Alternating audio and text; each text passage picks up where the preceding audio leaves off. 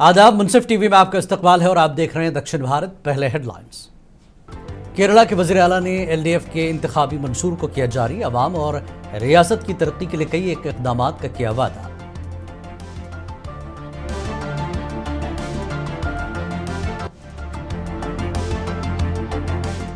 UDF ने Kerala assembly इंतखाबात के लिए जारी किया इंतखाबी मंशूर। बसों में खवातीन को मुफ्त सफर की सहूलत के अलावा कई वादे किए।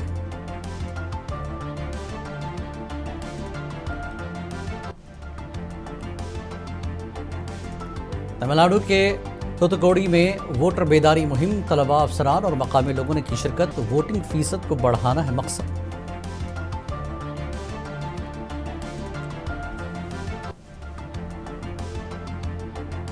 तमिलनाडु के तिरुचि असेंबली हल्के से टीवी के सरबराह विजय ने पर्चे नामजदगी दाखिल किया। रोड शो में हजारों पार्टी कारकुनों और मद्दाहों ने की शिरकत।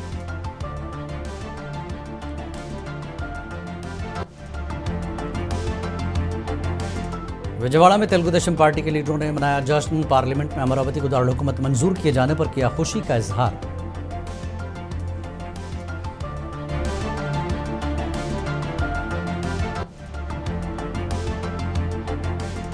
आंध्र प्रदेश के रियासती वजीर मंडीपल्ली रामप्रसाद ने अनामया जिले का किया दौरा। कई तरक्याती कामों का किया इफ्तिताह।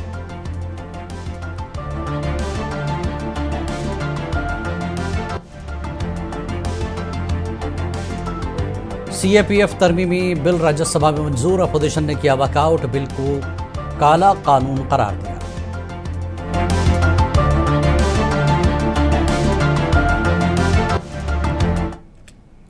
और अब खबरें तफसील से। केरला के वज़ीर आला पिनराई विजयन ने तिरुवनंतपुरम में एलडीएफ के इंतखाबी मंशूर को जारी किया। इंतखाबी मंशूर में 3000 रुपये पेंशन, मुलाजिमतों की फराहमी, तरक्की और रियासत भर में लोगों की जिंदगियों को बेहतर बनाने के मकसद से फलाही और तरक्याती इक़दाम का वादा किया गया है। इंतखाबी मंशूर में गुर्बत के खात्मे का आज़म, फलाही पेंशन में 3000 रुपये माहाना इजाफा और मकामी सतह पर सेहत की देखभाल और दीगर इक़दाम शामिल हैं। നിർദ്ദേശങ്ങളടങ്ങിയ പ്രകടനപത്രികയാണ് തയ്യാറാക്കിയിട്ടുള്ളത്.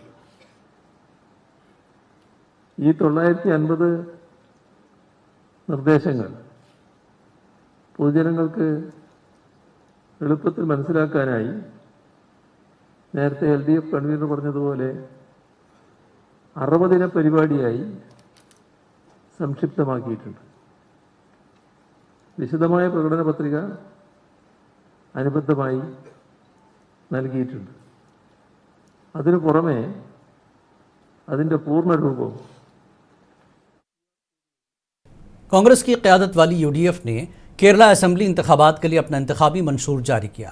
मंशूर में केरला की तमाम रियासती ट्रांसपोर्ट बसों में खवातीन के लिए मुफ्त सफ़र की सहूलत, फलाही पेंशन के तहत 3000 रुपये माहाना और कॉलेज जाने वाली तालिबात को माहाना 1000 रुपये की इमदाद का वादा किया गया। कांग्रेस लीडर साथियन ने कहा कि केरला में हर ख़ानदान को 25 लाख रुपए की इंश्योरेंस स्कीम फराहम की जाएगी और छोटे कारोबार को 5 लाख रुपए बिला सूद कर्ज मिलेगा।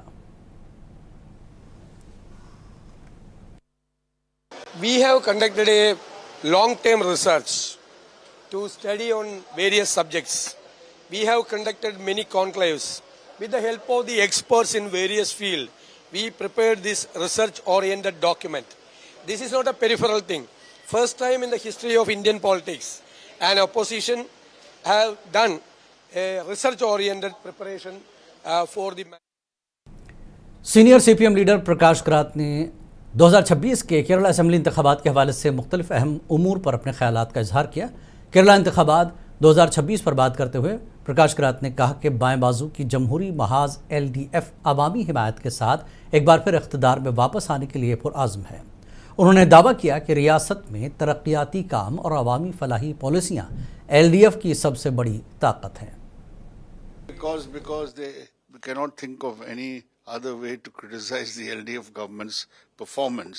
So nobody in Kerala or in the rest of the country will believe that there can be some understanding between the BJP and the CPIM. The CPIM is known to be the most consistent and firm fighter politically and ideologically against the BJP. Tamil Nadu assembly इंतखाबात के पेश नज़र ज़िला थूथुकुडी में voter बेदारी के लिए एक खुसूसी rally का इनेकाद किया गया, जिसमें बड़ी तादाद में मकामी लोगों, तलबा और सरकारी एहलकारों ने शिरकत की। रैली का मकसद आवाम को अपने हक़ राय दही के इस्तेमाल की अहमियत से आगाह करना और ज़्यादा से ज़्यादा वोटिंग को यकीनी बनाना था। इस मौके पर मुकर्रिरीन ने कहा कि मजबूत जमहूरियत के लिए हर शहरी का वोट देना निहायत ज़रूरी है। ज़िला इंतज़ामिया के अफसरान ने रैली के दौरान शुरका में पौधे भी तकसीम किए और माहौलियात के तहफ़्फ़ुज़ का पैगाम दिया।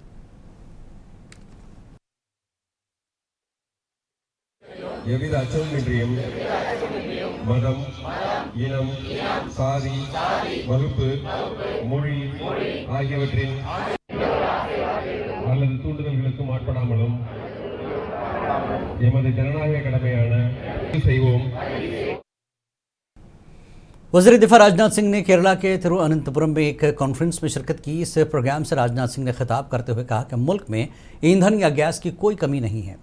हिंदुस्तान की तवानाई सप्लाई मुकम्मल तौर पर मुस्तहकम है और हुकूमत इस बात को यकीनी बना रही है कि आवाम को किसी किस्म की परेशानी का सामना न करना पड़े। उन्होंने कहा कि हिंदुस्तानी बहरिया निहायत मुस्तैदी के साथ आबनाए हुर्मुज़ में अपने फ़राइज़ अंजाम दे रही है और हमारे तेल बरदार जहाज़ों को बहिफाजत वहाँ से गुजार रही है। राजनाथ सिंह ने कहा कि हिंदुस्तान मगरबी एशिया की सूरत हाल पर गहरी नज़र रखा हुआ है।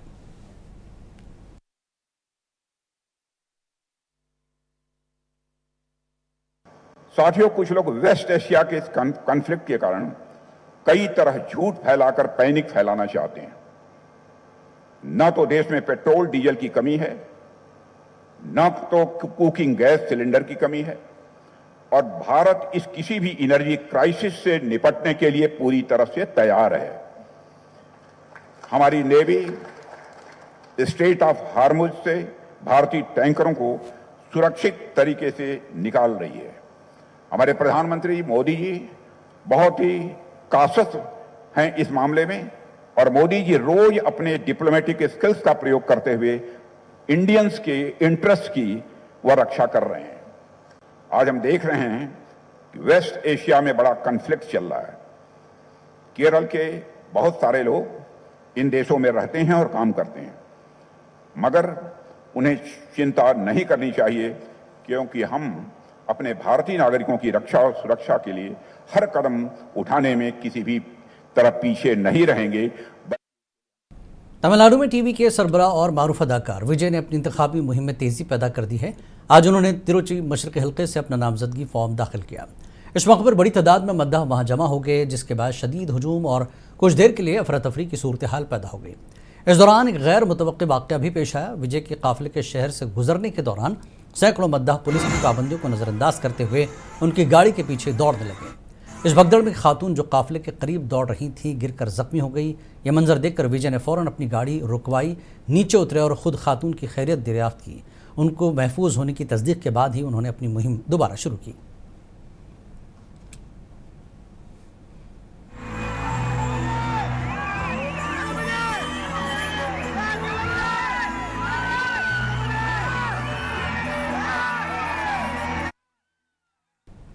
तमिलनाडु के ज़िला मेलादोथराई में वाक़ कोर्ट कॉम्प्लेक्स में बम की इत्तला मिलने के बाद सिक्योरिटी इदारे हरकत में आए और बम स्क्वाड ने फौरी तौर पर तलाशी मुहिम शुरू कर दी।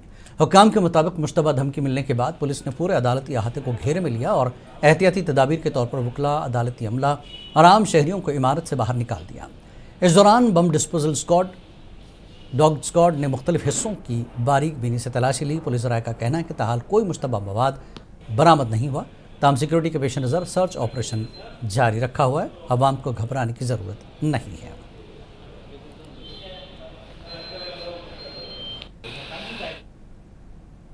तिरुवनंतपुरम में रियासती सतह के डीनोटिफाइड खानाबदोश कबाइल की तरक्याती काउंसिल के इजलास का इनेकाद किया गया, जिसमें केरला के गवर्नर राजेंद्र विश्वनाथ अर्लेकर ने शिरकत की। इजलास के दौरान गवर्नर ने डीनोटिफाइड और खानाबदोश कबाइल की समाजी व माशी तरक्की पर जोर देते हुए कहा कि इन तबकात को मरकज़ी धारे में लाना हुकूमत की तरजीहात में शामिल होना चाहिए। उन्होंने तालीम, रोज़गार और बुनियादी सहूलियात की फराहमी को यकीनी बनाने की ज़रूरत पर भी रोशनी डाली।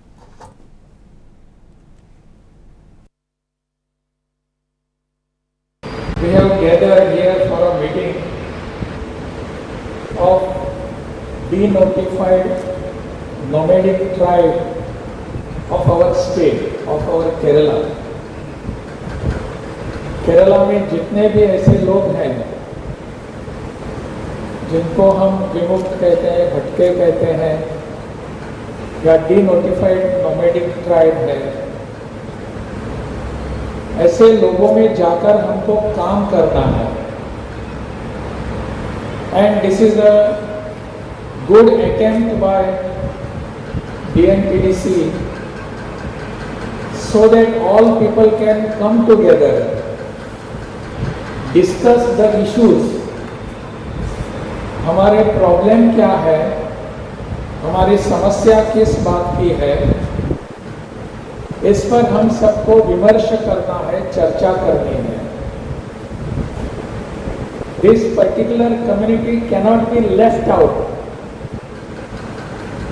अनेक वर्षों से इस पर अत्याचार हुआ है। आंध्र प्रदेश के रियासती वजीर NMD फारूक ने आज अचानक मकामी म्यूनसिपल हाई स्कूल का दौरा किया और स्कूल में मौजूदा तालीमी सहूलियात और दोपहर के खाने के मनसूबे का जायज़ा लिया। इस दौरान रियासती वजीर ने स्कूली तलबा से बाकायदा बातचीत की। मेनू के मुताबिक आज स्कूली बच्चों को दोपहर के खाने में अंडा देना था मगर नहीं दिया गया, जिस पर रियासती वजीर ने इंतज़ामिया पर सख्त बरहमी जाहिर की।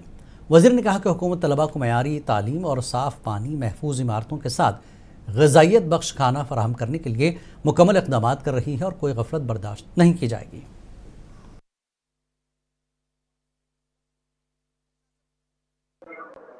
మన జిల్లాలోనే గొనగొండ దగ్గర పిల్లలు ప్రొటెస్ట్ చేశారు. ప్రొటెస్ట్ చేసి అన్నం అంతా పారేశారు బాగలేదని చెప్పి. బాగలేదని చెప్పి బాగా వైరల్ అయింది మొత్తం రాష్ట్రం అంతా. దాన్ని దృష్టిలో పెట్టుకొని మరి మంత్రి గారు లోకేష్ గారు దీన్ని ఎంత సరిపోయి ఇన్స్ట్రక్షన్ చేయండి, ఏమి లేటో మనం ఇచ్చిన మెనూ ప్రకారం జరుగుతుందా లేదా అనేది మరి ఆకాంక్ష. పోయినాం చూసాము. ఈ రోజు స్కూల్ మున్సిపల్ హై స్కూల్ నిండా మున్సిపల్ హై స్కూల్కి వచ్చినాము. ఇది ఇప్పుడు ప్రభుత్వ స్కూల్ అయింది, గతంలో మున్సిపల్ హై స్కూల్ ఉండేది. స్కూల్ వస్తే సరే భోజనం అయితే నేను కూడా తిన్నాను. భోజనం అయితే పర్వాలేదు కానీ కొంతవరకు రుచికరంగానే ఉంది. బట్ గుడ్లు లేవు. ఏమంటే ఆ కాంట్రాక్టర్ సప్లై చేయడం లేదంటారు. కాంట్రాక్టర్ వాడు మేము ఇచ్చినాం సార్ అంటాడు. पार्लियामेंट में अमरावती को रियासत का दारुल-हुकूमत मंजूर किए जाने पर तेलुगु देशम पार्टी के लीडरों ने जश्न मनाया। इस सिलसिले में विजयवाड़ा में तेलुगु देशम पार्टी ने बिल मंजूर होने पर खुशी का इजहार करते हुए जश्न मनाया।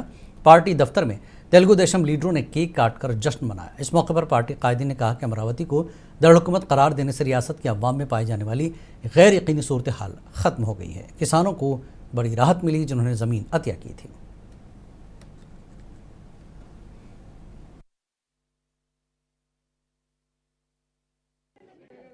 What we expected the capital in Andhra Pradesh, that is now it successfully, the bill has been passed in assembly, and the meanwhile in the parliament also all the national parties, instead of 17 parties there are 16 parties has given a Amravati is the main capital in Andhra Pradesh. We are very thankful to the Modi and we are very thankful to the CM Chandrababu Naidu sir. And you've seen 2014 after the budget, the state has been divided. That time only the Prime Minister Narendra Modi sir has came and already inaugurated the Amravati Rajdhani in Andhra Pradesh. The meanwhile in 2019 the YCP government came into the government. Jagan Mohan Reddy has divided the three states like a three different capitals. So that is not considered. In all over the India there are the 29 states are there. In every state only one capital in the state. Instead of that only, today the bill has been passed in assembly. And who are the given the land of 33,000 people of farmers? They're very happy now. Because of, see, in the schools also, the children was asking to the teachers, where is our capital in Andhra Pradesh? Andhra Pradesh के ज़िला अनामिया के रायचोटी इलाके में तरक्की के लिए अहम कदम उठाया गया। रियासती वजीर मंडेपल्ली रामप्रसाद रेड्डी ने पार्क की तामीर के मंसूबे का बाकायदा आगाज़ किया। वजीर ने SN कॉलोनी में पार्क की तामीर के लिए बोरवेल के काम का इफ्तिताह किया और इस मौके पर भूमि पूजा भी अंजाम दी गई। उन्होंने कहा कि कई वर्षों से ज़ेर इल्तिवा इस मसले को सोसाइटी के अरकान के साथ मिलकर हल किया गया। उन्होंने बताया कि तकरीबन 49 लाख रुपए की लागत से खूबसूरत और जदीद सहूलियात से आरास्ता पार्क तामीर किया जाएगा।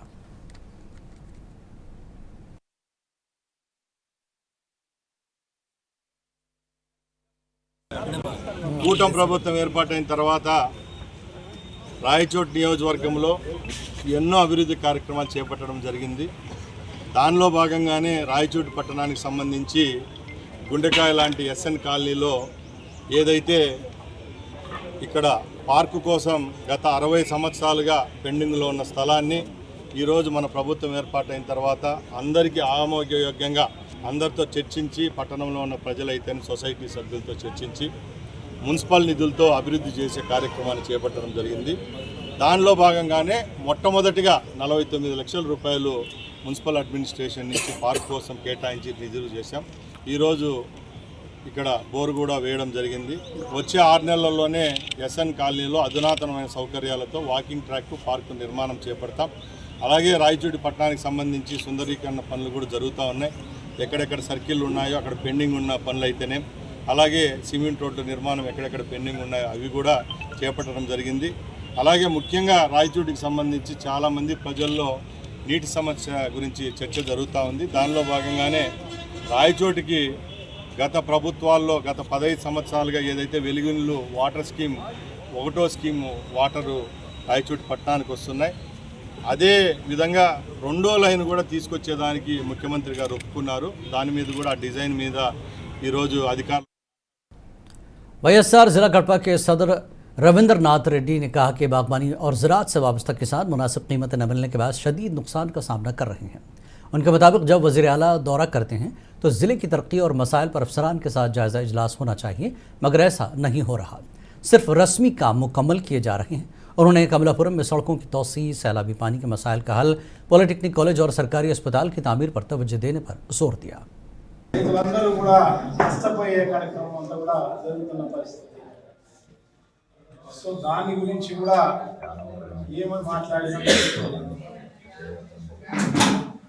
తప్పకుండా ముఖ్యమంత్రి వస్తున్నారు అంటే ఏదో ఒక సందర్భం వచ్చినప్పుడు ఆ జిల్లాకు సంబంధించి ఇక్కడున్న అధికారులతో రివ్యూ చేయాల్సిన అవసరం తప్పకుండా ఉంది. దాంతోపాటు గతంలో మనం అనౌన్స్ చేసిన అభివృద్ధి కార్యక్రమాలు అయితేనేమి, ఇక్కడ ఉన్న సమస్యలు అయితేనేమి, ఇవన్నీ కూడా మాట్లాడాల్సిన అవసరం తప్పకుండా. సో అది కాకపోకుండా వచ్చిన పని మాత్రమే చూసుకొని పోతే దానికి ముఖ్యమంత్రి లెవెల్కు అది సరిపోదు. आंध्र प्रदेश जिला कड़पा के प्रोद्दटूर में कांग्रेस लीडर पीएमडी नज़ीर ने रियासती हुकूमत के कामकाज पर सवाल उठाए। उन्होंने कहा कि रियासती हुकूमत गरीबों की जानों से खेल रही है। फिलहाल आरोग्यश्री स्कीम बदहाली का शिकार हो चुकी है। हुकूमत की जानिब से तकरीबन 3000 करोड़ रुपए बकाया अदा न किए जाने पर नेटवर्क हॉस्पिटल्स शदीद मुश्किलात से दो चार हैं। మన ఆనాటి ముఖ్యమంత్రి వైఎస్ రాజశేఖర్ ఆధ్వర్యంలో 2007 ఏప్రిల్ 1న పేదల సైతం కార్పొరేట్ హాస్పిటల్లో ఉచితంగా వైద్యం అందించాలనే ఉద్దేశంతో బహుత్తరమైన ఈ పథకం తేవడం జరిగినది. ఈ పథకం ద్వారా చాలామంది పేదలకు ప్రాణాయ పరిస్థితి లేకుండా, ప్రాణాలలో ఇబ్బంది లేకుండా చాలా వరకు ఈ పథకం బాగా వర్తించింది. పేదలు కూడా కాంగ్రెస్ పార్టీ పెట్టిన ఆరోగ్యశ్రీని గౌరవించినారు, చాలా ఉన్నారు. కానీ ఈ వైభాగ ప్రభుత్వం, ఈ కూటమి ప్రభుత్వం గతమున 2014 నుంచి మధ్యలో ఈ కార్పొరేట్ హాస్పిటల్కు డబ్బులు చెల్లించుకోకుండా ఆరోగ్యశ్రీ ఆపడము, తర్వాత ఈ పేదల ప్రాణాలకు చెలగాటం రావడము, ఈ విధంగా చేసిపోయి వైబాబా ప్రభుత్వానికి ప్రజలు బుద్ధి చెప్పారు. అదే బాటలో కూటమి పాలన మన రాష్ట్రంలో 2300 నెట్వర్క్ హాస్పిటల్ ఉన్నాయి. కూటమి పాలన 22 నెలల కాలంలో బకాయిలు ఆరోగ్యశ్రీ కింద బకాయిలు 300 కోట్లు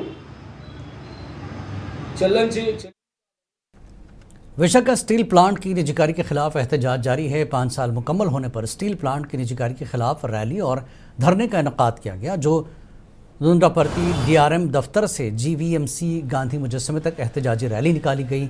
इस मौके पर मुख्तलिफ कारकुनान और यूनियन के लीडरों ने कहा कि मरकज़ और TDP हुकूमत मिलकर विशाखा स्टील प्लांट को नुकसान पहुँचाने की कोशिश कर रहे हैं।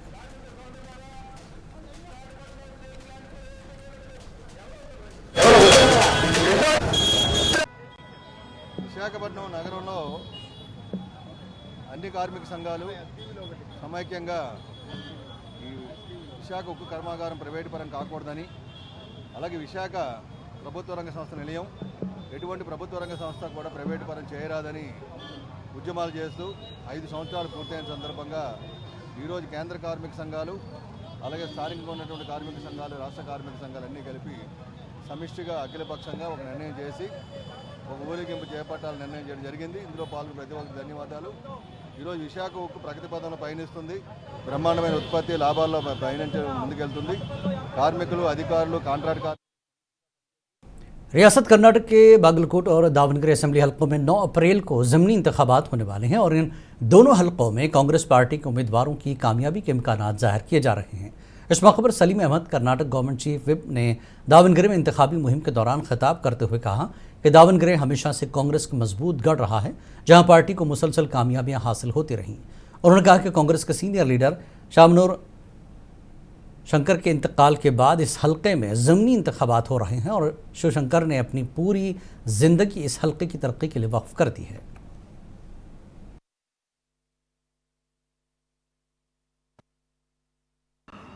देखिए, एक दावणगेरे के अवाम की एक ही पुकार था और यहाँ के लीडर्स के मुत्तहिद होकर एक ही पुकार था। अलग अलग पार्टी सब मिलकर इधर मुसलमानों का 87,000 वोट्स है, यानी 40% वोट है।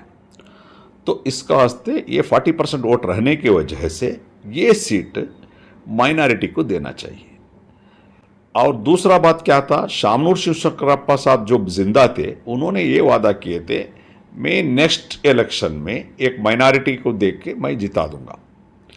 ये वादे को रखकर यहाँ के जितने भी लीडर्स है, अवाम थे, एक डिमांड था एक माइनॉरिटी को हम लोग को रिप्रेजेंट होकर MLA कैंडिडेट कांग्रेस पार्टी से देना, क्योंकि कांग्रेस पार्टी का सिटिंग सीट है, नेचुरल था।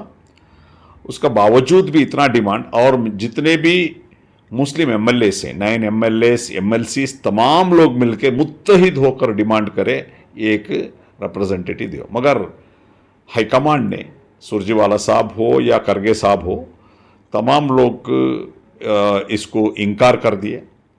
ये हम लोग को मालूम हुआ अंदर से सिद्धरामैया साहब माइनॉरिटी को देने के लिए तैयार थे, मगर DK शिव कुमार और करगे जी इस देने के लिए तैयार नहीं थे, ये मालूम हुआ। तो इसलिए ये सीट उनको, ये शामनूर शिवशंकरप्पा का फैमिली को दिया गया। अवाम में गुस्सा है, क्योंकि देखिए डेमोक्रेसी में एक इनका ये जो कैंडिडेट है, कैंडिडेट का बाप जो है ये नॉर्थ का MLA है, मिनिस्टर है, इंचार्ज मिनिस्टर है। इनका CAPF तरमीमी बिल की मंजूरी के खिलाफ अपोजिशन ने राज्यसभा से वॉकआउट किया। इस मौके पर संजय सिंह ने कहा कि बिल काला कानून है और इससे शहरी आज़ादियों को ख़तरा लाहक होगा। अपोजिशन के मुताबिक ये तरमीम आवाम के हुकूक और जमहूरी उसूलों के मुनाफी है। वॉकआउट के दौरान पार्लिमानी कार्रवाई तातुल का शिकार रही और अरकान ने बिल की शदीद मुखालफत की। आम आदमी पार्टी ने इस मौके पर अवामी बेदारी मुहिम चलाने का ऐलान किया ताकि शहरी इस कानून के मुमकिन असरात से आगाह हो सके। बहुत ही दुखद बात है कि देश के 15,000 किलोमीटर सीमाओं की रक्षा करने वाले हमारे जवान और CAPF के अधिकारी, उनके हक को आज मारने के लिए कानून लेकर आई है सरकार। सुप्रीम कोर्ट का आदेश होने के बावजूद, और ये 50 वर्षों की लड़ाई है, कोई एक दिन की लड़ाई नहीं है। 6 कमेटियों ने, और यहाँ तक कि मुरली मनोहर जोशी जी की कमेटी और जो चिदम्बरम जी हैं उनकी कमेटी और तमाम अधिकारियों की कमेटियां आई, जिन्होंने रिपोर्ट्स दी कि CAPF के अधिकारियों को भी प्रमोशंस मिलने चाहिए, उनको